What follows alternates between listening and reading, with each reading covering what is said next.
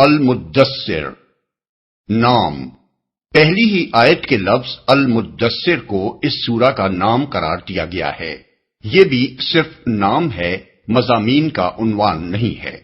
زمانہ نزول، اس کی پہلی 7 آیات مکہ معظمہ کے بالکل ابتدائی دور کی نازل شدہ ہیں۔ بعض روایات جو بخاری، مسلم، ترمذی اور مسند احمد وغیرہ میں حضرت جابر بن عبداللہ سے منقول ہیں، ان میں تو یہاں تک کہا گیا ہے کہ یہ قرآن مجید کی اولین آیات ہیں جو رسول اللہ صلی اللہ علیہ وسلم پر نازل ہوئیں۔ لیکن امت میں یہ بات قریب قریب بالاتفاق مسلم ہے کہ پہلی وحی جو حضور صلی اللہ علیہ وسلم پر نازل ہوئی وہ اقرا بسم ربک الذی خلق سے ما لم یعلم تک ہے۔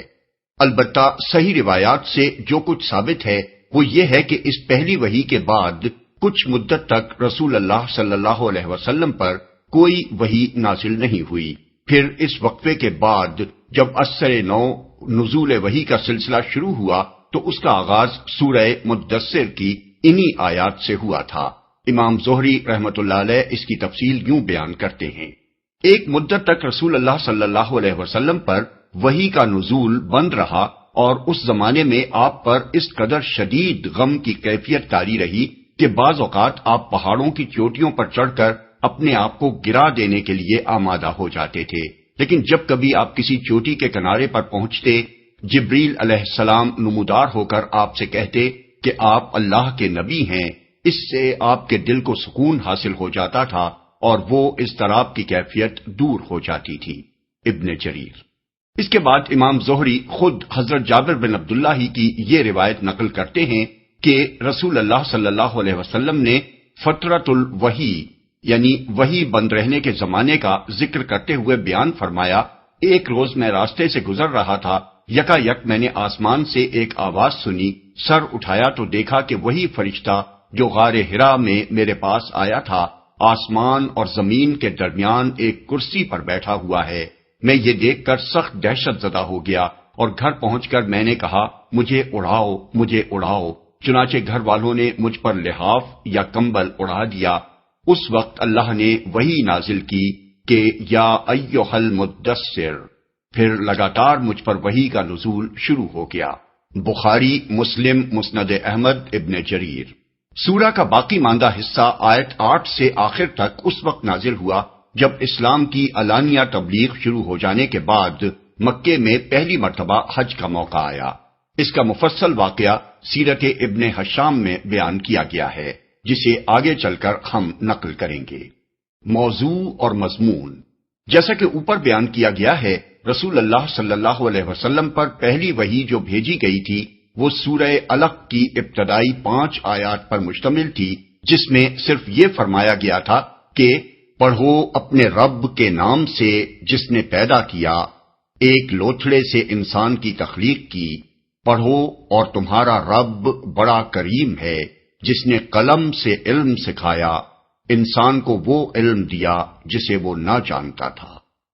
یہ نزول وحی کا پہلا تجربہ تھا جو اچانک حضور صلی اللہ علیہ وسلم کو پیش آیا تھا۔ اس پیغام میں آپ کو یہ نہیں بتایا گیا تھا کہ آپ کس کار عظیم پر مامور ہوئے ہیں اور آگے کیا کچھ آپ کو کرنا ہے، بلکہ صرف ایک ابتدائی تعارف کرا کے آپ کو کچھ مدت کے لیے چھوڑ دیا گیا تھا تاکہ آپ کی طبیعت پر جو شدید بار اس پہلے تجربے سے پڑا ہے اس کا اثر دور ہو جائے اور آپ ذہنی طور پر آئندہ وحی وصول کرنے اور نبوت کے فرائض سنبھالنے کے لیے تیار ہو جائیں۔ اس وقفے کے بعد جب دوبارہ نزول وحی کا سلسلہ شروع ہوا تو اس سورہ کی ابتدائی 7 آیتیں نازل کی گئیں اور ان میں پہلی مرتبہ آپ کو یہ حکم دیا گیا کہ آپ اٹھیں اور خلق خدا کو اس روش کے انجام سے ڈرائیں جس پر وہ چل رہی ہے، اور اس دنیا میں جہاں دوسروں کی بڑائی کے ڈنکے بج رہے ہیں خدا کی بڑائی کا اعلان کریں۔ اس کے ساتھ آپ کو ہدایت فرمائی گئی کہ اب جو کام آپ کو کرنا ہے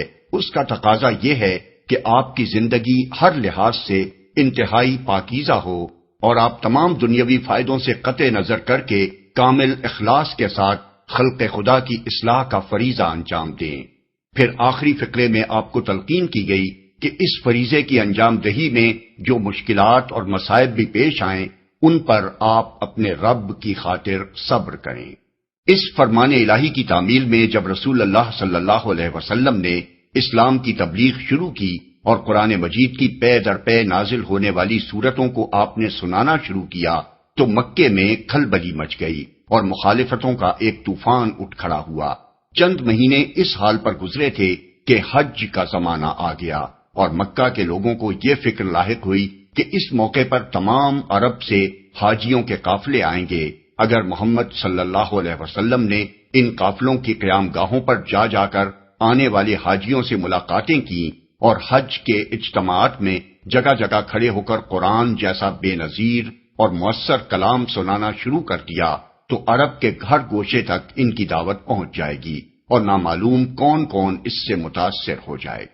اس لیے قریش کے سرداروں نے ایک کانفرنس کی جس میں طے کیا گیا کہ حاجیوں کے آتے ہی ان کے اندر رسول اللہ صلی اللہ علیہ وسلم کے خلاف پروپیگنڈا شروع کر دیا جائے۔ اس پر اتفاق ہو جانے کے بعد ولید بن مغیرہ نے حاضرین سے کہا کہ اگر آپ لوگوں نے محمد صلی اللہ علیہ وسلم کے متعلق مختلف باتیں لوگوں سے کی تو ہم سب کا اعتبار جاتا رہے گا، اس لیے کوئی ایک بات طے کر لیجئے جسے سب بالاتفاق کہیں۔ کچھ لوگوں نے کہا ہم محمد صلی اللہ علیہ وسلم کو کاہن کہیں گے۔ ولید نے کہا نہیں، خدا کی قسم وہ کاہن نہیں ہیں، ہم نے کاہنوں کو دیکھا ہے، جیسی باتیں وہ گنگناتے ہیں اور جس طرح کے فقرے وہ جوڑتے ہیں، قرآن کو ان سے کوئی دور کی نسبت بھی نہیں ہے۔ کچھ اور لوگ بولے انہیں مجنون کہا جائے۔ ولید نے کہا وہ مجنون بھی نہیں ہیں، ہم نے دیوانے اور پاگل دیکھے ہیں، اس حالت میں آدمی جیسی بہکی بہکی باتیں اور الٹی سیدھی حرکات کرتا ہے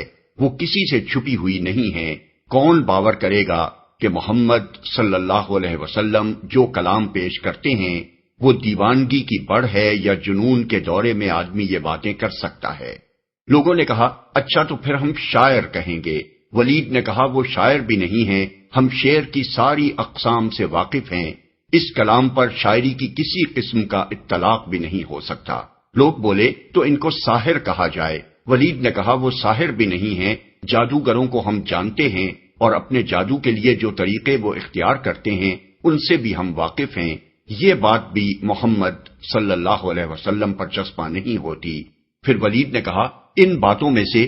جو بات بھی تم کرو گے لوگ اس کو ناروا الزام سمجھیں گے۔ خدا کی قسم اس کلام میں بڑی حلاوت ہے، اس کی جڑ بڑی گہری اور اس کی ڈالیاں بڑی ثمردار ہیں۔ اس پر ابو جہل ولید کے سر ہو گیا اور اس نے کہا تمہاری قوم تم سے راضی نہ ہوگی جب تک تم محمد صلی اللہ علیہ وسلم کے بارے میں کوئی بات نہ کہو۔ اس نے کہا اچھا مجھے سوچ لینے دو۔ پھر سوچ سوچ کر بولا قریب ترین بات جو کہی جا سکتی ہے وہ یہ ہے کہ تم عرب کے لوگوں سے کہو یہ شخص جادوگر ہے، یہ ایسا کلام پیش کر رہا ہے جو آدمی کو اس کے باپ، بھائی، بیوی، بچوں اور سارے خاندان سے جدا کر دیتا ہے۔ ولید کی اس بات کو سب نے قبول کر لیا۔ پھر ایک منصوبے کے مطابق حج کے زمانے میں قریش کے وفود حاجیوں کے درمیان پھیل گئے اور انہوں نے آنے والے زائرین کو خبردار کرنا شروع کیا کہ یہاں ایک ایسا شخص اٹھ کھڑا ہوا ہے جو بڑا جادوگر ہے اور اس کا جادو خاندانوں میں تفریق ڈال دیتا ہے، اس سے ہوشیار رہنا۔ مگر اس کا نتیجہ یہ ہوا کہ قریش نے رسول اللہ صلی اللہ علیہ وسلم کا نام خود ہی سارے عرب میں مشہور کر دیا۔ سیرت ابن ہشام جلد اول صفحہ 288 289 اس قصے کا یہ حصہ کہ ابو جہل کے اصرار پر ولید نے یہ بات کہی اکرمہ کی روایت سے ابن جریر نے اپنی تفسیر میں نقل کیا ہے۔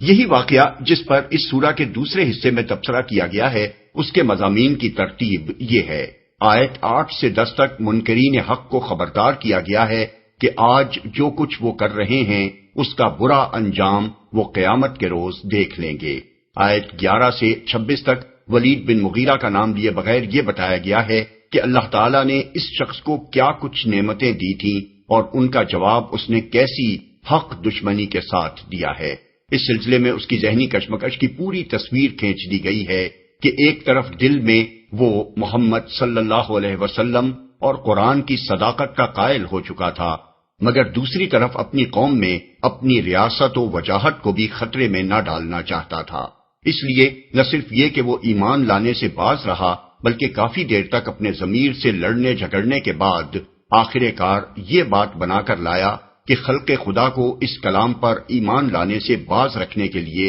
اسے جادو قرار دینا چاہیے۔ اس کی اس صریح بدباطنی کو بے نقاب کر کے فرمایا گیا ہے کہ اپنے اس کرتوت کے بعد بھی یہ شخص چاہتا ہے کہ اسے مزید انعامات سے نوازا جائے، حالانکہ اب یہ انعام کا نہیں بلکہ دوزخ کا سزاوار ہو چکا ہے۔ اس کے بعد آیت 27 سے 48 تک دوزخ کی ہولناکیوں کا ذکر کیا گیا ہے اور یہ بتایا گیا ہے کہ کس اخلاق اور کردار کے لوگ اس کے مستحق ہیں۔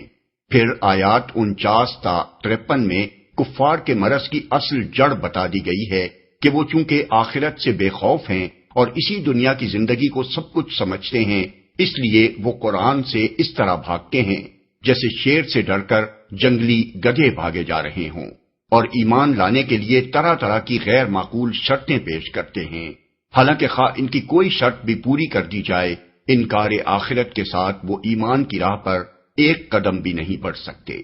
آخر میں صاف صاف فرما دیا گیا ہے کہ خدا کو کسی کے ایمان کی کوئی ضرورت نہیں پڑ گئی کہ وہ اس کی شرطیں پوری کرتا پھرے۔ قرآن ایک عام نصیحت ہے جو سب کے سامنے پیش کر دی گئی ہے، اب جس کا جی چاہے اس کو قبول کر لے۔ خدا اس کا مستحق ہے کہ لوگ اس کی نافرمانی سے ڈریں، اور اسی کی یہ شان ہے کہ جو شخص بھی تقوی اور خدا ترسی کا رویہ اختیار کرے اسے وہ معاف کر دیتا ہے، خواہ وہ پہلے کتنی ہی نافرمانیاں کر چکا ہو۔ بسم اللہ الرحمن الرحیم، شروع اللہ کے نام سے جو رحمان و رحیم ہے۔ یا ایھا المدثر قم فانذر وربک فکبر وثيابك فطهر والرجز فاهجر ولا تمنن تستكثر ولربك فاصبر۔ اے اوڑ لپیٹ کر لیٹنے والے، اٹھو اور خبردار کرو اور اپنے رب کی بڑائی کا اعلان کرو، اور اپنے کپڑے پاک رکھو اور گندگی سے دور رہو، اور احسان نہ کرو زیادہ حاصل کرنے کے لیے، اور اپنے رب کی خاطر صبر کرو۔ اوڑ لپیٹ کر لیٹنے والے۔ اوپر دیباچے میں ہم ان آیات کے نزول کا جو پس منظر بیان کرائے ہیں، اس پر غور کرنے سے یہ بات اچھی طرح سمجھ میں آ سکتی ہے کہ اس موقع پر رسول اللہ صلی اللہ علیہ وسلم کو یا ایھا الرسول یا ایھا النبی کہہ کر مخاطب کرنے کی بجائے یا ایھا المدثر کہہ کر کیوں مخاطب کیا گیا ہے؟ چونکہ حضور یکایک جبریل علیہ السلام کو آسمان و زمین کے درمیان ایک کرسی پر بیٹھے دیکھ کر ہیبت زدہ ہو گئے تھے، اور اسی حالت میں گھر پہنچ کر آپ نے اپنے اہل خانہ سے فرمایا تھا کہ مجھے اڑھاؤ، اس لیے اللہ تعالیٰ نے آپ کو یا ایھا المدثر کہہ کر خطاب فرمایا۔ اس لطیف طرز خطاب سے خود بخود یہ مفہوم نکلتا ہے کہ اے میرے پیارے بندے، تم اوڑھ لپیٹ کر لیٹ کہاں گئے؟ تم پر تو ایک کار عظیم کا بار ڈالا گیا ہے جسے انجام دینے کے لیے تمہیں پورے عزم کے ساتھ اٹھ کھڑا ہونا چاہیے۔ خبردار کرو،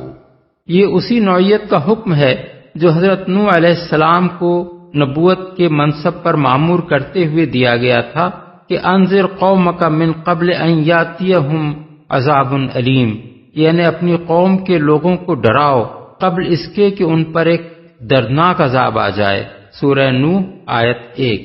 آیت کا مطلب یہ ہے کہ اے اوڑھ لپیٹ کر لیٹنے والے، اٹھو اور تمہارے گرد و پیش خدا کے جو بندے خواب غفلت میں پڑے ہوئے ہیں ان کو چونکا دو، انہیں اس انجام سے ڈراؤ جس سے یقیناً وہ دوچار ہوں گے اگر اسی حالت میں مبتلا رہے۔ انہیں خبردار کر دو کہ وہ کسی اندھیر نگری میں نہیں رہتے ہیں جس میں وہ اپنی مرضی سے جو کچھ چاہیں کرتے رہیں اور ان کے کسی عمل کی کوئی باز پرس نہ ہو۔ رب کی بڑائی کا اعلان کرو۔ یہ ایک نبی کا اولین کام ہے جسے اس دنیا میں اسے انجام دینا ہوتا ہے۔ اس کا پہلا کام ہی یہ ہے کہ جاہل انسان یہاں جن جن کی بڑائی مان رہے ہیں ان سب کی نفی کر دے، اور ہاں کے پکارے دنیا بھر میں یہ اعلان کر دے کہ اس کائنات میں بڑائی ایک خدا کے سوا اور کسی کی نہیں ہے۔ یہی وجہ ہے کہ اسلام میں کلمہ اللہ اکبر کو سب سے زیادہ اہمیت دی گئی ہے۔ اذان کی ابتدا ہی اللہ اکبر کے اعلان سے ہوتی ہے۔ نماز میں بھی مسلمان تکبیر کے الفاظ کہہ کر داخل ہوتا ہے اور بار بار اللہ اکبر کہہ کر اٹھتا اور بیٹھتا ہے۔ جانور کے گلے پر چھری بھی پھیرتا ہے تو بسم اللہ اللہ اکبر کہہ کر پھیرتا ہے۔ نعرہ تکبیر آج ساری دنیا میں مسلمان کا سب سے زیادہ نمایاں امتیازی شعار ہے، کیونکہ اس امت کے نبی نے اپنا کام ہی اللہ کی تکبیر سے شروع کیا تھا۔ اس مقام پر ایک اور لطیف نکتہ بھی ہے جسے اچھی طرح سمجھ لینا چاہیے۔ جیسا کہ ان آیات کی شان نزول سے معلوم ہو چکا ہے، یہ پہلا موقع تھا جب رسول اللہ صلی اللہ علیہ وسلم کو نبوت کا عظیم الشان فریضہ انجام دینے کے لیے اٹھ کھڑے ہونے کا حکم دیا گیا تھا، اور یہ بات ظاہر تھی کہ جس شہر اور معاشرے میں یہ مشن لے کر اٹھنے کا آپ کو حکم دیا جا رہا تھا وہ شرک کا گڑھ تھا۔ بات صرف اتنی ہی نہ تھی کہ وہاں کے لوگ عام عربوں کی طرح مشرک تھے، بلکہ اس سے بڑھ کر بات یہ تھی کہ مکہ معظمہ مشرکین عرب کا سب سے بڑا تیرتھ بنا ہوا تھا اور قریش کے لوگ اس کے مجاور تھے۔ ایسی جگہ کسی شخص کا تنہا اٹھنا اور شرک کے مقابلے میں توحید کا علم بلند کر دینا بڑے جان جوکھوں کا کام تھا۔ اسی لیے اٹھو اور خبردار کرو کہ فوراً بعد ہی یہ فرمانا کہ اپنے رب کی بڑائی کا اعلان کرو اپنے اندر یہ مفہوم بھی رکھتا ہے کہ جو بڑی بڑی ہولناک طاقتیں اس کام میں تمہیں مزاحم نظر آتی ہیں ان کی ذرا پرواہ نہ کرو، اور صاف صاف کہہ دو کہ میرا رب ان سب سے زیادہ بڑا ہے جو میری اس دعوت کا راستہ روکنے کے لیے کھڑے ہو سکتے ہیں۔ یہ بڑی سے بڑی ہمت افزائی ہے جو اللہ کا کام شروع کرنے والے کسی شخص کی جا سکتی ہے۔ اللہ کی کبریائی کا نقش جس آدمی کے دل پر گہرا جمع ہوا ہو وہ اللہ کی خاطر اکیلا ساری دنیا سے لڑ جانے میں بھی ذرا بھر ہچکچاہٹ محسوس نہ کرے گا۔ کپڑے پاک رکھو، یہ بڑے جامع الفاظ ہیں جن کے مفہوم میں بڑی وسعت ہے۔ ان کا ایک مطلب یہ ہے کہ اپنے لباس کو نجاست سے پاک رکھو، کیونکہ جسم لباس کی پاکیزگی اور روح کی پاکیزگی دونوں لازم و ملزوم ہیں۔ ایک پاکیزہ روح گندے جسم اور ناپاک لباس میں نہیں رہ سکتی۔ رسول اللہ صلی اللہ علیہ وسلم جس معاشرے میں اسلام کی دعوت لے کر اٹھے تھے وہ صرف عقائد و اخلاق کی خرابیوں ہی میں مبتلا نہ تھا، بلکہ طہارت و نظافت کے بھی ابتدائی تصورات تک سے خالی تھا، اور حضور کا کام ان لوگوں کو ہر لحاظ سے پاکیزگی کا سبق سکھانا تھا۔ اس لیے آپ کو ہدایت فرمائی گئی کہ آپ اپنی ظاہری زندگی میں بھی طہارت کا ایک اعلیٰ معیار قائم فرمائیں۔ چنانچہ یہ اسی ہدایت کا ثمرہ ہے کہ حضور نے نوع انسانی کو طہارت جسم و لباس کی وہ مفصل تعلیم دی ہے جو زمانہ جاہلیت کے اہل عرب درکنار آج اس زمانے کی مہذب ترین قوموں کو بھی نصیب نہیں ہے۔ حتیٰ کہ دنیا کی بیشتر زبانوں میں ایسا کوئی لفظ تک نہیں پایا جاتا جو طہارت کا ہم معنی ہو۔ بخلاف اس کے اسلام کا حال یہ ہے کہ حدیث اور فقہ کی کتابوں میں اسلامی احکام کا آغاز ہی کتاب الطہارت سے ہوتا ہے، جس میں پاکی اور ناپاکی کے فرق اور پاکیزگی کے طریقوں کو انتہائی تفصیلی جزیات کے ساتھ بیان کیا گیا ہے۔ دوسرا مفہوم ان الفاظ کا یہ ہے کہ اپنا لباس صاف ستھرا رکھو۔ راہبانہ تصورات نے دنیا میں مذہبیت کا معیار یہ قرار دے رکھا تھا کہ آدمی جتنا زیادہ میلا کچیلا ہو اتنا ہی زیادہ وہ مقدس ہوتا ہے۔ اگر کوئی ذرا اجلے کپڑے ہی پہن لیتا تو سمجھا جاتا کہ وہ دنیا دار انسان ہے، حالانکہ انسانی فطرت میل کچیل سے نفرت کرتی ہے، اور شائستگی کی معمولی حس بھی جس شخص کے اندر موجود ہو وہ صاف ستھرے انسان ہی سے مانوس ہوتا ہے۔ اسی بنا پر اللہ کے راستے کی طرف دعوت دینے والے کے لیے یہ بات ضروری قرار دی گئی کہ اس کی ظاہری حالت بھی ایسی پاکیزہ اور نفیس ہونی چاہیے کہ لوگ اسے عزت کی نگاہ سے دیکھیں اور اس کی شخصیت میں کوئی ایسی کثافت نہ پائی جائے جو طبائع کو اس سے متنفر کرنے والی ہو۔ تیسرا مفہوم اس ارشاد کا یہ ہے کہ اپنے لباس کو اخلاقی عیوب سے پاک رکھو۔ تمہارا لباس صاف ستھرا اور پاکیزہ تو ضرور ہو، مگر اس میں فخر و غرور، ریا اور نمائش، ٹھاٹ باٹ اور شان و شوکت کا شائبہ تک نہ ہونا چاہیے۔ لباس وہ اولین چیز ہے جو آدمی کی شخصیت کا تعارف لوگوں سے کراتی ہے۔ جس قسم کا لباس کوئی شخص پہنتا ہے اس کو دیکھ کر لوگ پہلی نگاہی میں یہ اندازہ کر لیتے ہیں کہ وہ کس قسم کا آدمی ہے۔ رئیسوں اور نوابوں کے لباس، مذہبی پیشہ وروں کے لباس، متکبر اور برخود غلط لوگوں کے لباس، چھچورے اور کمظرف لوگوں کے لباس، بدقوارہ اور آوارہ منش لوگوں کے لباس، سب اپنے پہننے والوں کے مزاج کی نمائندگی کرتے ہیں۔ اللہ کی طرف بلانے والے کا مزاج ایسے سب لوگوں سے فطرتاً مختلف ہوتا ہے، اس لیے اس کا لباس بھی ان سب سے لازماً مختلف ہونا چاہیے۔ اس کو ایسا لباس پہننا چاہیے جسے دیکھ کر ہر شخص یہ محسوس کر لے کہ وہ ایک شریف اور شائستہ انسان ہے جو نفس کی کسی برائی میں مبتلا نہیں ہے۔ چوتھا مفہوم اس کا یہ ہے کہ اپنا دامن پاک رکھو۔ اردو زبان کی طرح عربی زبان میں بھی پاک دامنی کے ہم معنی الفاظ اخلاقی برائیوں سے پاک ہونے اور عمدہ اخلاق سے آراستہ ہونے کے لیے استعمال کیے جاتے ہیں۔ ابن عباس، ابراہیم نخعی، شعبی، عطا، مجاہد، قتادہ، سعید بن جبیر، حسن بصری اور دوسرے اکابر مفسرین نے اس آیت کا یہی مطلب بیان کیا ہے کہ اپنے اخلاق پاکیزہ رکھو اور ہر قسم کی برائیوں سے بچو۔ عربی محاورے میں کہتے ہیں فلان طاہر الثیاب و فلان طاہر الذیل، یعنی فلاں شخص کے کپڑے پاک ہیں یا اس کا دامن پاک ہے، اور اس سے مراد یہ ہوتی ہے کہ اس کے اخلاق اچھے ہیں۔ اس کے برعکس کہتے ہیں فلان دنس الثیاب، یعنی اس شخص کے کپڑے گندے ہیں، اور مطلب یہ ہوتا ہے کہ وہ ایک بدمعاملہ آدمی ہے، اس کے قول قرار کا کوئی اعتبار نہیں۔ گندگی سے دور رہو۔ گندگی سے مراد ہر قسم کی گندگی ہے، خواہ وہ عقائد اور خیالات کی ہو یا اخلاق و اعمال کی، یا جسم، لباس اور رہن سہن کی۔ مطلب یہ ہے کہ تمہارے گرد و پیش سارے معاشرے میں طرح طرح کی جو گندگیاں پھیلی ہوئی ہیں ان سب سے اپنا دامن بچا کر رکھو۔ کوئی شخص کبھی تم پر یہ حرف نہ رکھ سکے کہ جن برائیوں سے تم لوگوں کو روک رہے ہو ان میں سے کسی کا بھی کوئی شائبہ تمہاری اپنی زندگی میں پایا جاتا ہے۔ زیادہ حاصل کرنے کے لیے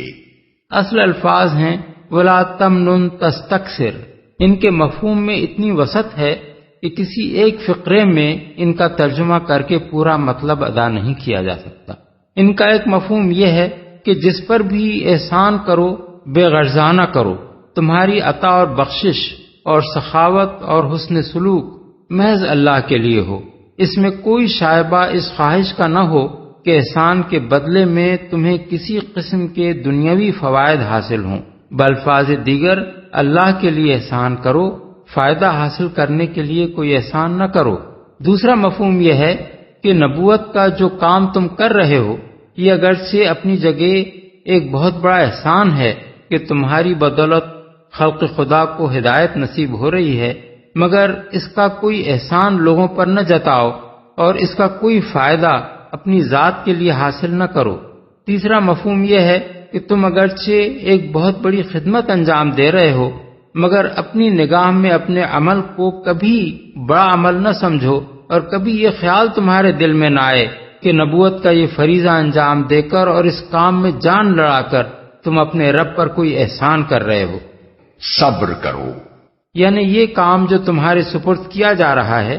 بڑے جان جوکھوں کا کام ہے، اس میں سخت مصائب اور مشکلات اور تکلیفوں سے تمہیں سابقہ پیش آئے گا۔ تمہاری اپنی قوم تمہاری دشمن ہو جائے گی، سارا عرب تمہارے خلاف سفارہ ہو جائے گا، مگر جو کچھ بھی اس راہ میں پیش آئے اپنے رب کی خاطر اس پر صبر کرنا اور اپنے فرض کو پوری ثابت قدمی اور مستقل مزاجی کے ساتھ انجام دینا۔ اس سے باز رکھنے کے لیے خوف، طمع، لالچ، دوستی، دشمنی، محبت، ہر چیز تمہارے راستے میں حائل ہوگی۔ ان سب کے مقابلے میں مضبوطی کے ساتھ اپنے موقف پر قائم رہنا۔ یہ تھیں وہ اولین ہدایات جو اللہ تعالیٰ نے اپنے رسول کو اس وقت دی تھیں جب اس نے آپ کو یہ حکم دیا تھا کہ آپ اٹھ کر نبوت کے کام کا آغاز فرما دیں۔ کوئی شخص اگر ان چھوٹے چھوٹے فقروں پر اور ان کے معنی پر غور کرے تو اس کا دل گواہی دے گا کہ ایک نبی کو نبوت کا کام شروع کرتے وقت اس سے بہتر کوئی ہدایات نہیں دی جا سکتی تھیں۔ ان میں یہ بھی بتا دیا گیا کہ آپ کو کام کیا کرنا ہے اور یہ بھی سمجھا دیا گیا کہ اس کام کے لیے آپ کی زندگی اور آپ کے اخلاق اور معاملات کیسے ہونے چاہیے، اور یہ تعلیم بھی دے دی گئی کہ یہ کام آپ کس نیت، کس ذہنیت اور کس طرز فکر کے ساتھ انجام دیں، اور اس بات سے بھی خبردار کر دیا گیا کہ اس کام میں آپ کو کن حالات سے سابقہ پیش آنا ہے اور ان کا مقابلہ آپ کو کس طرح کرنا ہوگا۔ آج جو لوگ تعصب میں اندھے ہو کر یہ کہتے ہیں کہ معاذ اللہ سرا کے دوروں میں یہ کلام رسول اللہ صلی اللہ علیہ وسلم کی زبان پر جاری ہو جایا کرتا تھا، وہ ذرا آنکھیں کھول کر ان فقروں کو دیکھیں اور خود سوچیں کہ یہ سرا کے کسی دورے میں نکلے ہوئے الفاظ ہیں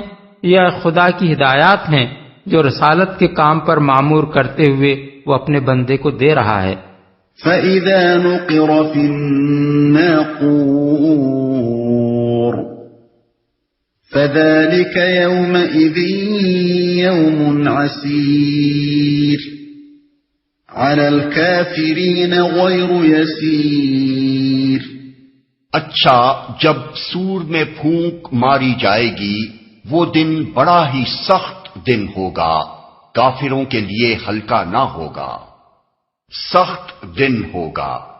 جیسا کہ ہم دیباچے میں بیان کرائے ہیں، اس سورہ کا یہ حصہ ابتدائی آیات کے چند مہینے بعد اس وقت نازل ہوا تھا جب رسول اللہ صلی اللہ علیہ وسلم کی طرف سے علانیہ تبلیغ اسلام شروع ہو جانے کے بعد پہلی مرتبہ حج کا زمانہ آیا، اور سرداران قریش نے ایک کانفرنس کر کے یہ طے کیا کہ باہر سے آنے والے حاجیوں کو قرآن اور محمد صلی اللہ علیہ وسلم سے بدگمان کرنے کے لیے پروپیگنڈا کی ایک زبردست مہم چلائی جائے۔ ان آیات میں کفار کی اسی کارروائی پر تبصرہ کیا گیا ہے، اور اس تبصرے کا آغاز ان الفاظ سے کیا گیا ہے جن کا مطلب یہ ہے کہ اچھا، یہ حرکتیں جو تم کرنا چاہتے ہو کر لو، دنیا میں ان سے کوئی مقصد براری تم نے کر بھی لی تو اس روز اپنے برے انجام سے کیسے بچ نکلو گے جب سور میں پھونک ماری جائے گی اور قیامت برپا ہوگی۔ ہلکا نہ ہوگا۔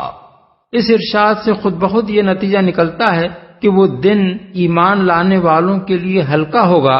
اور اس کی سختی صرف حق کا انکار کرنے والوں کے لیے مخصوص ہوگی۔ مزید برآں یہ ارشاد اپنے اندر یہ مفہوم بھی رکھتا ہے کہ اس دن کی سختی کافروں کے لیے مستقل سختی ہوگی، وہ ایسی سختی نہ ہوگی جس کے بعد کبھی اس کے نرمی سے بدل جانے کی امید کی جا سکتی ہو۔ ذرنی ومن خلقت وحیدا وجعلت له مالا ممدودا وبنین شہودا ومهدت له تمهیدا ثم يطمع أن أزيد كلا إنه كان لآياتنا عنيدا سأرهقه صعودا۔ چھوڑ دو مجھے اور اس شخص کو جسے میں نے اکیلا پیدا کیا، بہت سا مال اس کو دیا، اس کے ساتھ حاضر رہنے والے بیٹے دیے اور اس کے لیے ریاست کی راہ ہموار کی، پھر وہ طمع رکھتا ہے کہ میں اسے اور زیادہ دوں۔ ہرگز نہیں، وہ ہماری آیات سے عناد رکھتا ہے، میں تو اسے عنقریب ایک کٹھن چڑھائی چڑھواؤں گا۔ اس شخص کو یہ خطاب ہے نبی صلی اللہ علیہ وسلم سے، اور اس کا مطلب یہ ہے کہ اے نبی، کفار کی اس کانفرنس میں جس شخص یعنی ولید بن مغیرہ نے تمہیں بدنام کرنے کے لیے یہ مشورہ دیا ہے کہ تمام عرب سے آنے والے حاجیوں میں تمہیں جادوگر مشہور کیا جائے، اس کا معاملہ تم مجھ پر چھوڑ دو، اس سے نمٹنا اب میرا کام ہے، تمہیں اس کی فکر کرنے کی کوئی ضرورت نہیں ہے۔ اکیلا پیدا کیا۔ اس فقرے کے دو مطلب ہو سکتے ہیں اور دونوں صحیح ہیں۔ ایک یہ کہ جب میں نے اسے پیدا کیا تھا اس وقت یہ کوئی مال اور اولاد اور وجاہت اور ریاست لے کر پیدا نہیں ہوا تھا۔ دوسرا یہ کہ اس کا پیدا کرنے والا اکیلا میں ہی تھا، وہ دوسرے معبود جن کی خدائی قائم رکھنے کے لیے یہ تمہاری دعوت توحید کی مخالفت میں اس قدر سرگرم ہے، اس کو پیدا کرنے میں میرے ساتھ شریک نہ تھے۔ بیٹے دیے۔ ولید بن مغیرہ کے 10-12 لڑکے تھے،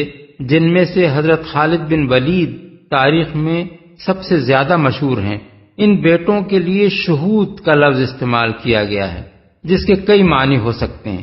ایک یہ کہ ان کو کہیں اپنی روزی کے لیے دوڑ دھوپ اور سفر کرنے کی حاجت پیش نہیں آتی، ان کے گھر کھانے کو اتنا موجود ہے کہ ہر وقت باپ کے پاس موجود اور اس کی مدد کے لیے حاضر رہتے ہیں۔ دوسرے یہ کہ اس کے سب بیٹے نامور اور بااثر ہیں، مجلسوں اور محفلوں میں اس کے ساتھ شریک ہوتے ہیں۔ تیسرے یہ کہ وہ اس مرتبے کے لوگ ہیں کہ معاملات میں ان کی شہادت قبول کی جاتی ہے۔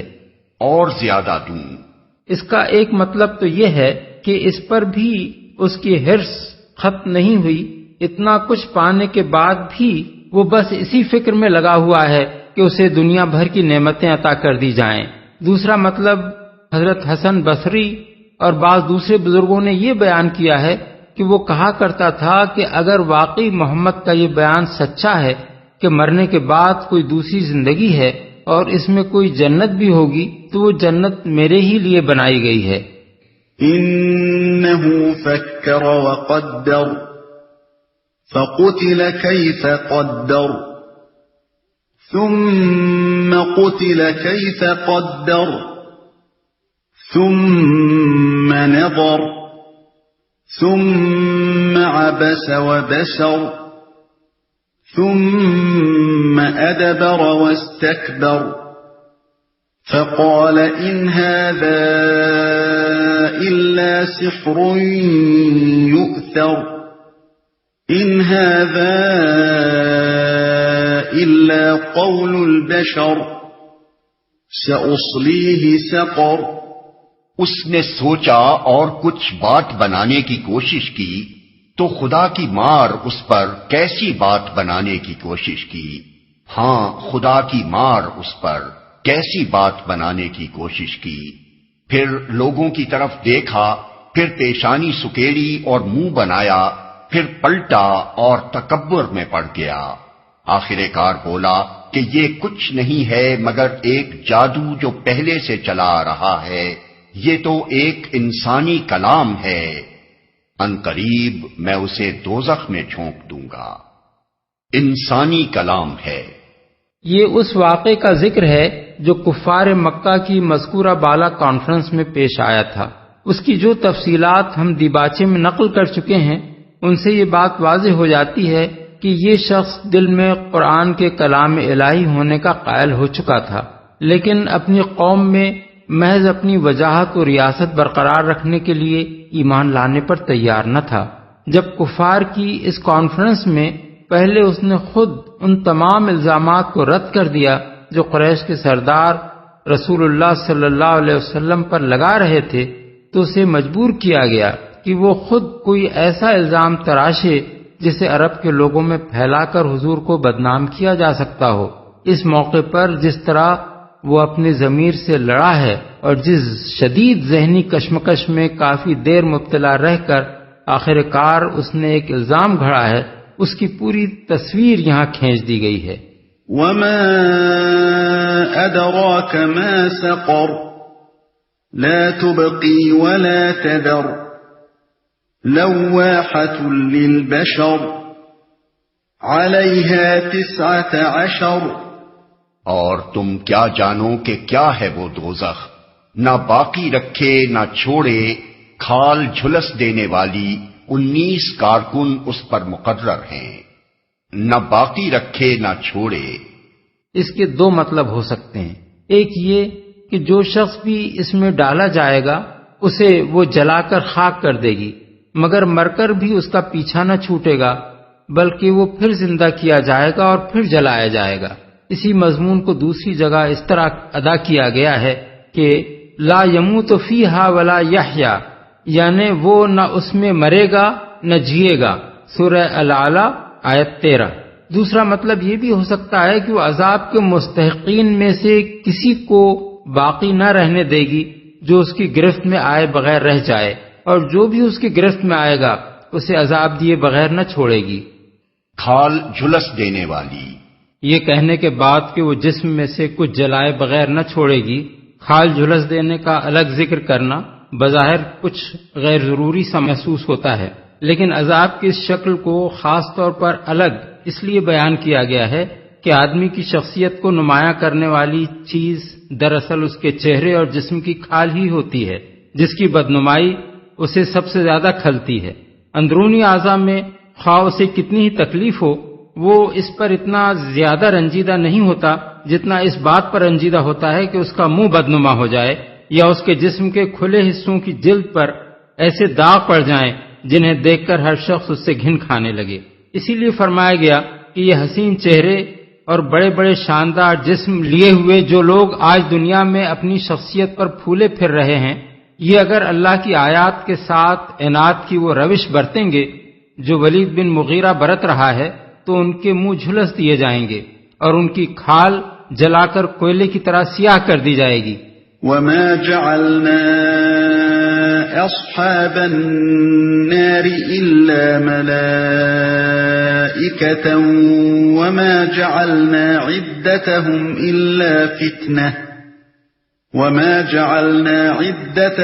إِلَّا فِتْنَةً لِلَّذِينَ كَفَرُوا لِيَسْتَيْقِنَ الَّذِينَ أُوتُوا الْكِتَابَ وَيَزْدَادَ الَّذِينَ آمَنُوا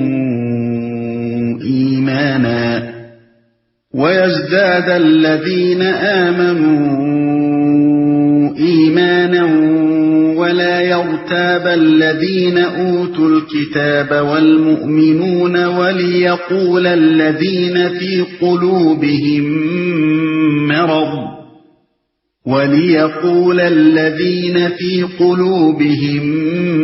مَّرَضٌ وَالْكَافِرُونَ مَاذَا أَرَادَ اللَّهُ بِهَذَا مَثَلًا كَذَلِكَ يُضِلُّ اللَّهُ مَن يَشَاءُ وَيَهْدِي مَن يَشَاءُ وَمَا يَعْلَمُ جُنُودَ رَبِّكَ إِلَّا هُوَ وَمَا هِيَ إِلَّا ذِكْرَى لِلْبَشَرِ۔ ہم نے دوزخ کے یہ کارکن فرشتے بنائے ہیں اور ان کی تعداد کو کافروں کے لیے فتنہ بنا دیا ہے تاکہ اہل کتاب کو یقین آ جائے اور ایمان لانے والوں کا ایمان بڑھے اور اہل کتاب اور مومنین کسی شک میں نہ رہیں اور دل کے بیمار اور کفار یہ کہیں کہ بھلا اللہ کا اس عجیب بات سے کیا مطلب ہو سکتا ہے۔ اس طرح اللہ جسے چاہتا ہے گمراہ کر دیتا ہے اور جسے چاہتا ہے ہدایت بخش دیتا ہے، اور تیرے رب کے لشکروں کو خود اس کے سوا کوئی نہیں جانتا، اور اس دوزخ کا ذکر اس کے سوا کسی غرض کے لیے نہیں کیا گیا ہے کہ لوگوں کو اس سے نصیحت ہو۔ ہم نے یہاں سے لے کر تیرے رب کے لشکروں کو خود اس کے سوا کوئی نہیں جانتا تک کی پوری عبارت ایک جملہ معترضہ ہے جو دوران تقریر میں سلسلہ کلام کو توڑ کر ان معترضین کے جواب میں ارشاد فرمایا گیا ہے جنہوں نے رسول اللہ صلی اللہ علیہ وسلم کی زبان سے یہ سن کر کہ دوزخ کے کارکنوں کی تعداد صرف 19 ہوگی اس کا مذاق اڑانا شروع کر دیا تھا۔ ان کو یہ بات عجیب معلوم ہوئی کہ ایک طرف تو ہم سے یہ کہا جا رہا ہے کہ آدم علیہ السلام کے وقت سے لے کر قیامت تک دنیا میں جتنے انسانوں نے بھی کفر اور کبیرہ گناہوں کا ارتکاب کیا ہے وہ دوزخ میں ڈالے جائیں گے، اور دوسری طرف ہمیں یہ خبر دی جا رہی ہے کہ اتنی بڑی دوزخ میں اتنے بے شمار انسانوں کو عذاب دینے کے لیے صرف 19 کارکن مقرر ہوں گے۔ اس پر قریش کے سرداروں نے بڑے زور کا ٹھٹھا مارا۔ ابو جہل بولا،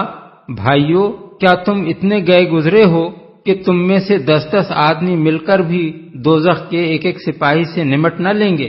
بنی جمعہ کے ایک پہلوان صاحب کہنے لگے، 17 سے تو میں اکیلا نمٹ لوں گا، باقی 2 کو تم سب مل کر سنبھال لینا۔ انہی باتوں کے جواب میں یہ فقرے بطور جملہ معترضہ ارشاد ہوئے ہیں۔ فرشتے بنائے ہیں، یعنی ان کی قوتوں کو انسانی قوتوں پر قیاس کرنا تمہاری حماقت ہے۔ وہ آدمی نہیں فرشتے ہوں گے، اور تم اندازہ نہیں کر سکتے کہ اللہ تعالیٰ نے کیسی کیسی زبردست طاقتوں کے فرشتے پیدا کیے ہیں۔ فتنہ بنا دیا ہے، یعنی بظاہر تو اس بات کی کوئی ضرورت نہ تھی کہ دوزخ کے کارکنوں کی تعداد بیان کی جاتی، لیکن ہم نے ان کی یہ تعداد اس لیے بیان کر دی ہے کہ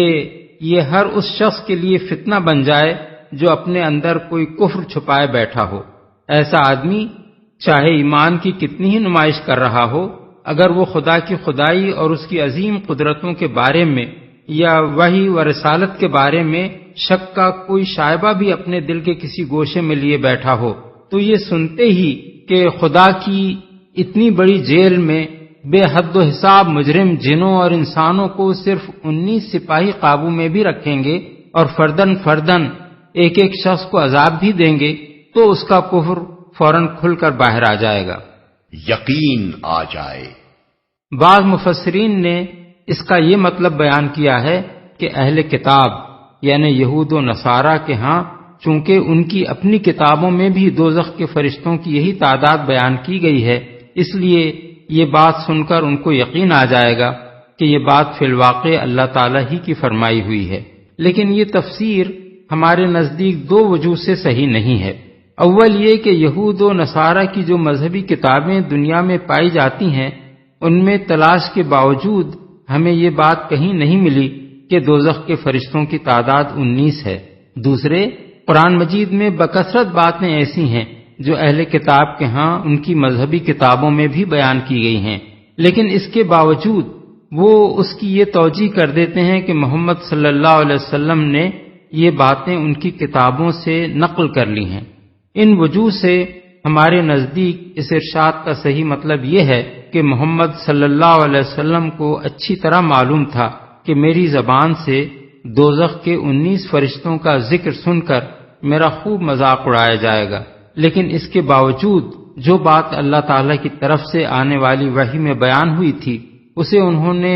کسی خوف اور جھجک کے بغیر علل اعلان لوگوں کے سامنے پیش کر دیا اور کسی کے مذاق و استہزاء کی ذرہ برابر پرواہ نہ کی۔ جہلائے عرب تو انبیاء کی شان سے ناواقف تھے، مگر اہل کتاب خوب جانتے تھے کہ انبیاء کا ہر زمانے میں یہی طریقہ رہا ہے کہ جو کچھ خدا کی طرف سے آتا تھا اسے وہ جوں کا توں لوگوں تک پہنچا دیتے تھے، خواہ وہ لوگوں کو پسند ہو یا ناپسند۔ اس بنا پر اہل کتاب سے یہ بات زیادہ متوقع تھی کہ رسول اللہ صلی اللہ علیہ وسلم کے اس طرز عمل کو دیکھ کر انہیں یقین آ جائے گا کہ ایسے سخت مخالف ماحول میں ایسی بظاہر انتہائی عجیب بات کو کسی جھجک کے بغیر پیش کر دینا ایک نبی ہی کا کام ہو سکتا ہے۔ یہ بات بھی واضح رہے کہ رسول اللہ صلی اللہ علیہ وسلم کی طرف سے یہ طرز عمل بارہا ظاہر ہوا ہے۔ اس کی سب سے زیادہ نمایاں مثال معراج کا واقعہ ہے، جسے آپ نے کفار کے مجمع عام میں بلا تکلف بیان کر دیا اور اس بات کی ذرہ برابر پرواہ نہ کی کہ اس حیرت انگیز قصے کو سن کر آپ کے مخالفین کیسی کیسی باتیں بنائیں گے۔ ایمان بڑھے۔ یہ بات اس سے پہلے قرآن مجید میں متعدد مقامات پر بیان ہو چکی ہے کہ ہر آزمائش کے موقع پر جب ایک مومن اپنے ایمان پر ثابت قدم رہتا ہے اور شک و انکار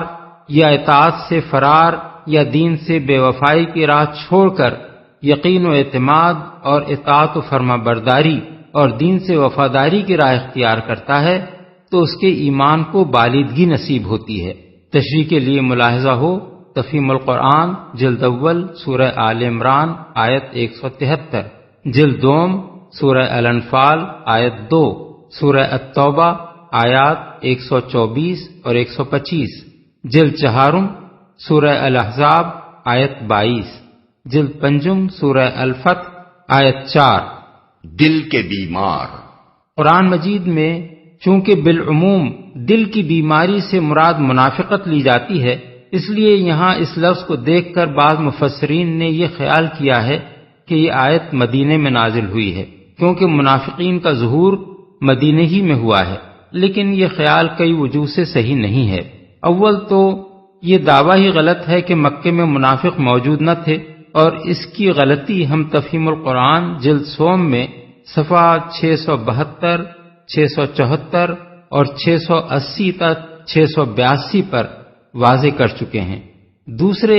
یہ طرز تفسیر ہمارے نزدیک درست نہیں ہے کہ ایک سلسلہ کلام جو ایک خاص موقع پر خاص حالات میں ارشاد ہوا ہو اس کے اندر یکایک کسی ایک فقرے کے متعلق یہ کہہ دیا جائے کہ وہ کسی دوسرے موقع پر نازل ہوا تھا اور یہاں لا کر کسی مناسبت کے بغیر شامل کر دیا گیا۔ سورہ مدثر کے اس حصے کا تاریخی پس منظر ہمیں معتبر روایات سے معلوم ہے۔ یہ ابتدائی مکی دور کے ایک خاص واقعے کے بارے میں نازل ہوا ہے۔ اس کا پورا سلسلہ کلام اس واقعے کے ساتھ سری مناسبت رکھتا ہے۔ اس مضمون میں آخر کون سا موقع تھا کہ اس ایک فقرے کو اگر وہ کئی سال بعد مدینے میں نازل ہوا تھا اس جگہ لا کر چسپاں کر دیا جاتا؟ اب رہا یہ سوال کہ یہاں دل کی بیماری سے مراد کیا ہے، تو اس کا جواب یہ ہے کہ اس سے مراد شک کی بیماری ہے۔ مکے ہی میں نہیں، دنیا بھر میں پہلے بھی اور آج بھی کم لوگ ایسے تھے اور ہیں جو قطعیت کے ساتھ خدا، آخرت، وحی، رسالت، جنت، دوزخ وغیرہ کا انکار کرتے ہوں۔ اکثریت ہر زمانے میں انہی لوگوں کی رہی ہے جو اس شک میں مبتلا رہے ہیں کہ معلوم نہیں خدا ہے یا نہیں، آخرت ہوگی یا نہیں، فرشتوں اور جنت اور دوزخ کا واقعی کوئی وجود ہے یا یہ محض افسانے ہیں، اور رسول واقعی رسول تھے اور ان پر وحی آتی تھی یا نہیں۔ یہی شک اکثر لوگوں کو کفر کے مقام پر کھینچ لے گیا ہے، ورنہ ایسے بے وقوف دنیا میں کبھی زیادہ نہیں رہے جنہوں نے بالکل قطعی طور پر ان حقائق کا انکار کر دیا ہو، کیونکہ جس آدمی میں ذرہ برابر بھی عقل کا مادہ موجود ہے وہ یہ جانتا ہے کہ ان امور کے صحیح ہونے کا امکان بالکل رد کر دینے اور انہیں قطعاً خارج از امکان قرار دے دینے کے لیے ہرگز کوئی بنیاد موجود نہیں ہے۔ کیا مطلب ہو سکتا ہے؟ اس کے معنی یہ نہیں ہے کہ وہ اسے اللہ کا کلام تو مان رہے تھے مگر تعجب اس بات پر کر رہے تھے کہ اللہ نے یہ بات کیوں فرمائی، بلکہ دراصل وہ یہ کہنا چاہتے تھے کہ جس کلام میں ایسی بعید از عقل و فہم بات کہی گئی ہے وہ بھلا اللہ کا کلام کیسے ہو سکتا ہے؟ ہدایت بخش دیتا ہے۔ یعنی اس طرح اللہ تعالیٰ اپنے کلام اور اپنے احکام فرامین میں وقتاً فوقتاً ایسی باتیں ارشاد فرما دیتا ہے جو لوگوں کے لیے امتحان اور آزمائش کا ذریعہ بن جاتی ہیں۔ ایک ہی بات ہوتی ہے جسے ایک راستی پسند، سلیم الطبع اور صحیح الفکر آدمی سنتا ہے اور سیدھے طریقے سے اس کا سیدھا مطلب سمجھ کر سیدھی راہ اختیار کر لیتا ہے۔ اسی بات کو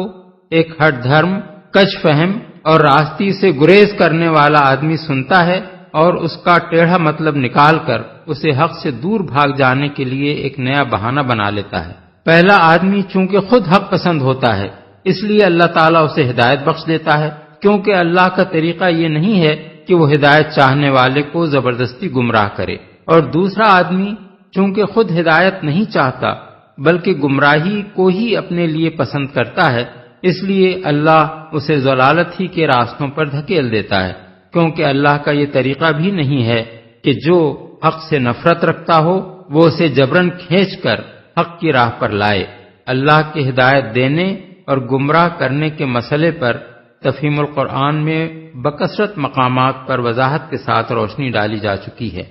اس کے سوا کوئی نہیں جانتا، یعنی اللہ تعالیٰ نے اپنی اس کائنات میں کیسی کیسی اور کتنی مخلوقات پیدا کر رکھی ہیں اور ان کو کیا کیا طاقتیں اس نے بخشی ہیں اور ان سے کیا کیا کام وہ لے رہا ہے، ان باتوں کو اللہ کے سوا کوئی بھی نہیں جانتا۔ ایک چھوٹے سے کرۂ زمین پر رہنے والا انسان اپنی محدود نظر سے اپنے گرد و پیش کی چھوٹی سی دنیا کو دیکھ کر اگر اس غلط فہمی میں مبتلا ہو جائے کہ خدا کی خدائی میں بس وہی کچھ ہے جو اسے اپنے حواس یا اپنے آلات کی مدد سے محسوس ہوتا ہے تو یہ اس کی اپنی ہی نادانی ہے، ورنہ یہ خدائی کا کارخانہ اتنا وسیع و عظیم ہے کہ اس کی کسی ایک چیز کا بھی پورا علم حاصل کر لینا انسان کے بس میں نہیں ہے، کجا کہ اس کی ساری وسعتوں کا تصور اس کے چھوٹے سے دماغ میں سما سکے۔ اس سے نصیحت ہو،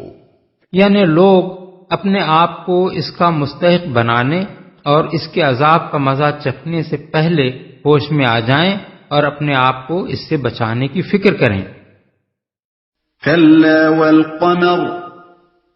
والليل إذ أدبر والصبح إذا أسفر إنها لإحدى الكبر نذيرا للبشر لمن شاء منكم أن يتقدم أو يتأخر ہرگز نہیں، قسم ہے چاند کی اور رات کی جبکہ وہ پلٹتی ہے، اور صبح کی جبکہ وہ روشن ہوتی ہے، یہ دوزخ بھی بڑی چیزوں میں سے ایک ہے۔ انسانوں کے لیے ڈراوا، تم میں سے ہر اس شخص کے لیے ڈراوا جو آگے بڑھنا چاہے یا پیچھے رہ جانا چاہے۔ ہرگز نہیں،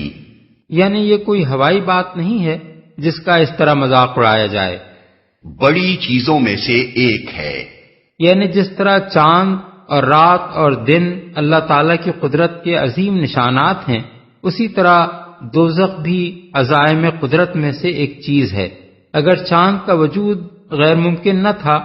اگر رات اور دن کا اس باقاعدگی کے ساتھ آنا غیر ممکن نہ تھا، تو دوزخ کا وجود آخر کیوں تمہارے خیال میں غیر ممکن ہو گیا؟ ان چیزوں کو چونکہ تم رات دن دیکھ رہے ہو، اس لیے تمہیں ان پر کوئی حیرت نہیں ہوتی، ورنہ اپنی ذات میں یہ بھی اللہ کی قدرت کے نہایت حیرت انگیز معجزے ہیں، جو اگر تمہارے مشاہدے میں نہ آئے ہوتے اور کوئی تمہیں خبر دیتا کہ چاند جیسی ایک چیز بھی دنیا میں موجود ہے، یا سورج ایک چیز ہے جس کے چھپنے سے دنیا میں اندھیرا ہو جاتا ہے اور جس کے نکل آنے سے دنیا چمک اٹھتی ہے، تو تم جیسے لوگ اس بات کو سن کر بھی اسی طرح ٹھٹھے مارتے جس طرح دوزخ کا ذکر سن کر ٹھٹھے مار رہے ہو۔ یا پیچھے رہ جانا چاہے، مطلب یہ ہے کہ اس چیز سے لوگوں کو ڈرا دیا گیا ہے، اب جس کا جی چاہے اس سے ڈر کر بھلائی کے راستے پر آگے بڑھے اور جس کا جی چاہے پیچھے ہٹ جائے۔ كل نفس بما كسبت رهينة إلا أصحاب اليمين في جنات يتساءلون عن المجرمين ما سلككم في سقر ہر متنفس اپنے کسب کے بدلے رہن ہے دائیں بازو والوں کے سوا۔ جو جنتوں میں ہوں گے وہاں وہ مجرموں سے پوچھیں گے تمہیں کیا چیز دوزخ میں لے گئی، دائیں بازو والوں کے سوا۔ بالفاظ دیگر بائیں بازو والے تو اپنے کسب کے بدلے میں پکڑ لیے جائیں گے، لیکن دائیں بازو والے اپنا فک رہن کرا لیں گے۔ مجرموں سے پوچھیں گے۔ اس سے پہلے کئی مقامات پر قرآن مجید میں یہ بات گزر چکی ہے کہ اہل جنت اور اہل دوزخ ایک دوسرے سے ہزاروں لاکھوں میل دور ہونے کے باوجود جب چاہیں گے ایک دوسرے کو کسی آلے کی مدد کے بغیر دیکھ سکیں گے اور ایک دوسرے سے براہ راست گفتگو کر سکیں گے۔ مثال کے طور پر ملاحظہ ہو تفہیم القرآن جلد 2 سورہ الاعراف آیات 44 تا 50، جلد 4 سورہ الصافات آیات 50 تا 57۔ قالوا لم نك من المصلين ولم نك نطعم المسكين وكنا نخوض مع الخائضين وكنا نكذب بيوم الدين حتى أتانا اليقين فما تنفعهم شفاعة الشافعين۔ وہ کہیں گے ہم نماز پڑھنے والوں میں سے نہ تھے اور مسکین کو کھانا نہیں کھلاتے تھے، اور حق کے خلاف باتیں بنانے والوں کے ساتھ مل کر ہم بھی باتیں بنانے لگتے تھے اور روز جزا کو جھوٹ قرار دیتے تھے، یہاں تک کہ ہمیں اس یقینی چیز سے سابقہ پیش آ گیا۔ اس وقت سفارش کرنے والوں کی سفارش ان کے کسی کام نہ آئے گی۔ نماز پڑھنے والوں میں سے نہ تھے، مطلب یہ ہے کہ ہم ان لوگوں میں سے نہ تھے جنہوں نے خدا اور اس کے رسول اور اس کی کتاب کو مان کر خدا کا وہ اولین حق ادا کیا ہو جو ایک خدا پرست انسان پر عائد ہوتا ہے، یعنی نماز۔ اس مقام پر یہ بات اچھی طرح سمجھ لینی چاہیے کہ نماز کوئی شخص اس وقت تک پڑھ ہی نہیں سکتا جب تک وہ ایمان نہ لایا ہو۔ اس لیے نمازیوں میں سے ہونا آپ ایمان لانے والوں میں سے ہونے کو مستلزم ہے، لیکن نمازیوں میں سے نہ ہونے کو دوزخ میں جانے کا سبب قرار دے کر یہ بات واضح کر دی گئی کہ ایمان لا کر بھی آدمی دوزخ سے نہیں بچ سکتا اگر وہ تارک نماز ہو۔ کھانا نہیں کھلاتے تھے۔ اس سے معلوم ہوتا ہے کہ کسی انسان کو بھوک میں مبتلا دیکھنا اور قدرت رکھنے کے باوجود اس کو کھانا نہ کھلانا اسلام کی نگاہ میں کتنا بڑا گناہ ہے کہ آدمی کے دوزخی ہونے کے اسباب میں خاص طور پر اس کا ذکر کیا گیا ہے۔ سابقہ پیش آ گیا، یعنی مرتے وقت تک ہم اسی روش پر قائم رہے یہاں تک کہ وہ یقینی چیز ہمارے سامنے آ گئی جس سے ہم غافل تھے۔ یقینی چیز سے مراد موت بھی ہے اور آخرت بھی۔ ان کے کسی کام نہ آئے گی۔ یعنی ایسے لوگ جنہوں نے مرتے دم تک یہ روش اختیار کیے رکھی ہو، ان کے حق میں اگر کوئی شفاعت کرنے والا شفاعت کرے بھی تو اسے معافی نہیں مل سکتی۔ شفاعت کے مسئلے کو قرآن مجید میں بکثرت مقامات پر اتنی وضاحت کے ساتھ بیان کر دیا گیا ہے کہ کسی شخص کو یہ جاننے میں کوئی مشکل پیش نہیں آ سکتی کہ شفاعت کون کر سکتا ہے اور کون نہیں کر سکتا، کس حالت میں کی جا سکتی ہے اور کس حالت میں نہیں کی جا سکتی، کس کے لیے کی جا سکتی ہے اور کس کے لیے نہیں کی جا سکتی، اور کس کے حق میں وہ نافع ہے اور کس کے حق میں نافع نہیں ہے۔ دنیا میں چونکہ لوگوں کی گمراہی کے بڑے اسباب میں سے ایک سبب شفاعت کے بارے میں غلط عقائد بھی ہیں، اس لیے قرآن نے اس مسئلے کو اتنا کھول کر بیان کر دیا ہے کہ اس میں کسی اشتباہ کی گنجائش باقی نہیں چھوڑی۔ مثال کے طور پر آیات ذیل ملاحظہ ہوں: سورہ البقرہ آیت 255، سورہ الانعام آیت 94، سورہ الاعراف آیت 53، سورہ یونس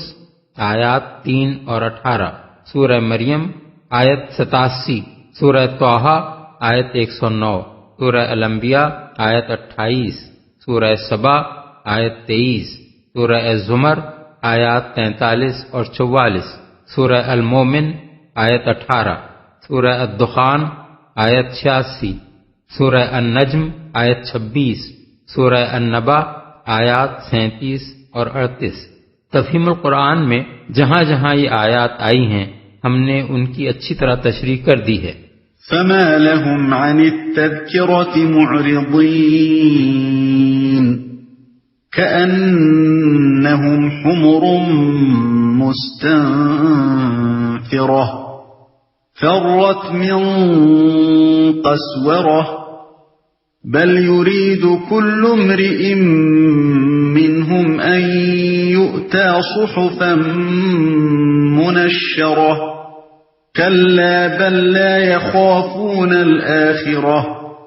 آخر ان لوگوں کو کیا ہو گیا ہے کہ یہ اس نصیحت سے منہ موڑ رہے ہیں، گویا یہ جنگلی گدھے ہیں جو شیر سے ڈر کر بھاگ پڑے ہیں، بلکہ ان میں سے تو ہر ایک یہ چاہتا ہے کہ اس کے نام کھلے خط بھیجے جائیں۔ ہرگز نہیں، اصل بات یہ ہے کہ یہ آخرت کا خوف نہیں رکھتے، بھاگ پڑے ہیں۔ یہ ایک عربی محاورہ ہے۔ جنگلی گدھوں کا یہ خاصہ ہوتا ہے کہ خطرہ بھانپتے ہی وہ اس قدر بدحواس ہو کر بھاگتے ہیں کہ کوئی دوسرا جانور اس طرح نہیں بھاگتا۔ اس لیے اہل عرب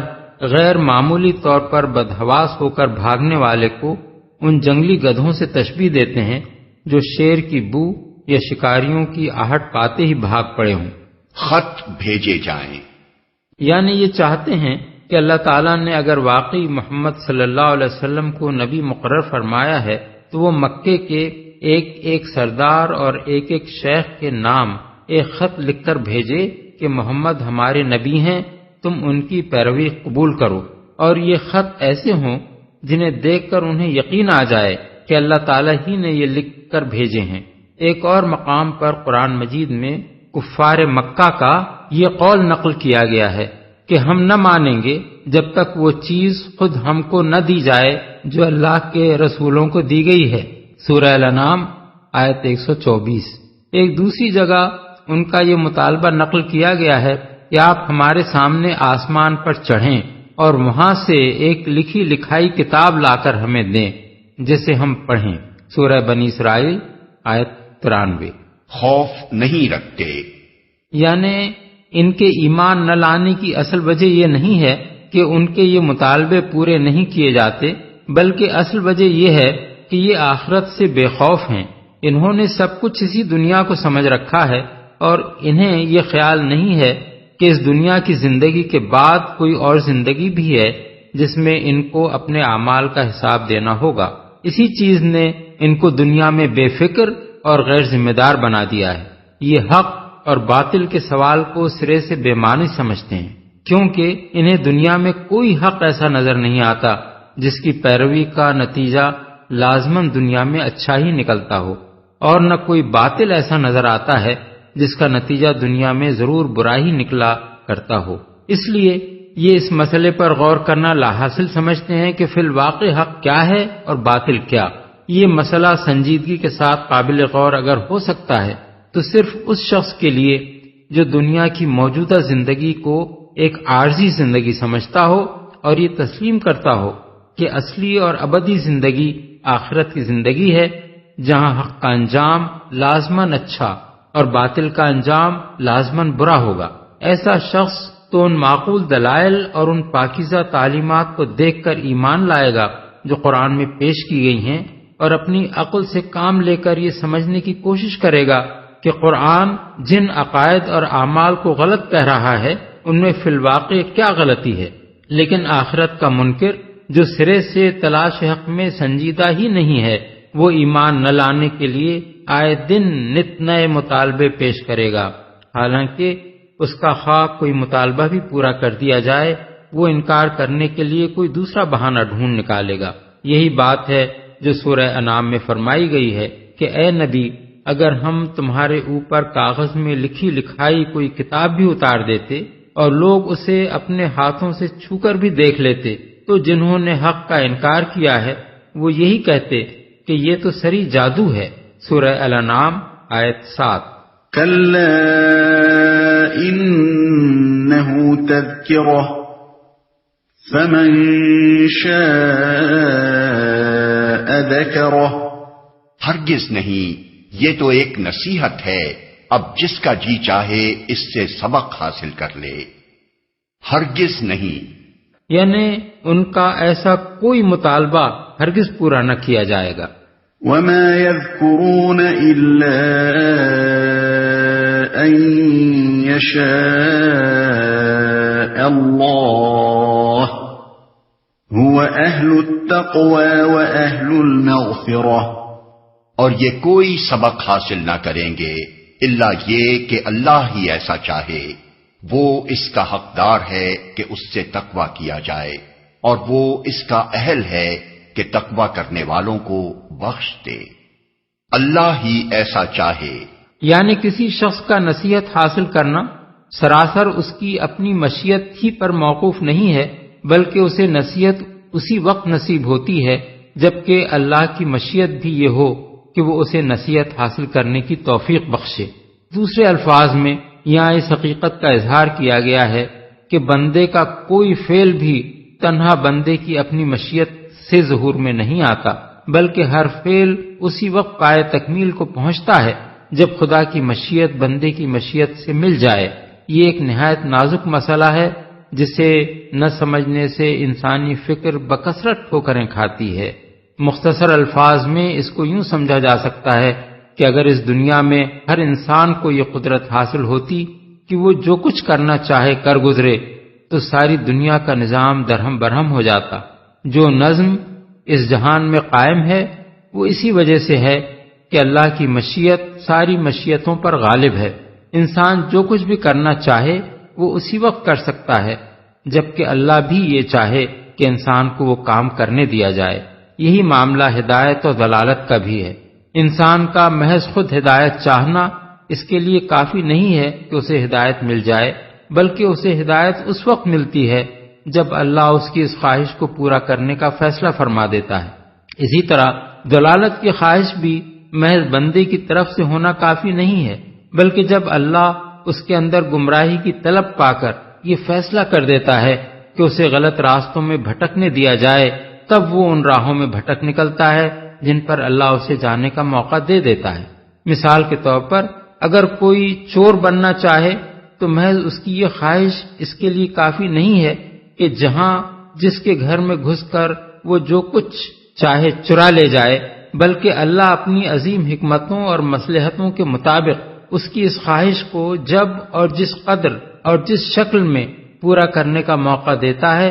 اسی حد تک وہ اسے پورا کر سکتا ہے۔ تقویٰ کیا جائے،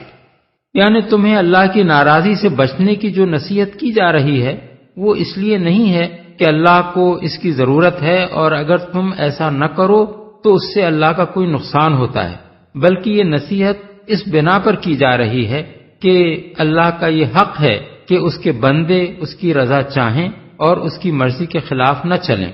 بخش دے، یعنی یہ اللہ ہی کو زیب دیتا ہے کہ کسی نے خواہ اس کی کتنی ہی نافرمانیاں کی ہوں، جس وقت بھی وہ اپنی اس روش سے باز آ جائے، اللہ اپنا دامن رحمت اس کے لیے کشادہ کر دیتا ہے۔ اپنے بندوں کے لیے کوئی جذبہ انتقام وہ اپنے اندر نہیں رکھتا کہ ان کے قصوروں سے وہ کسی حال میں درگزر ہی نہ کرے اور انہیں سزا دیے بغیر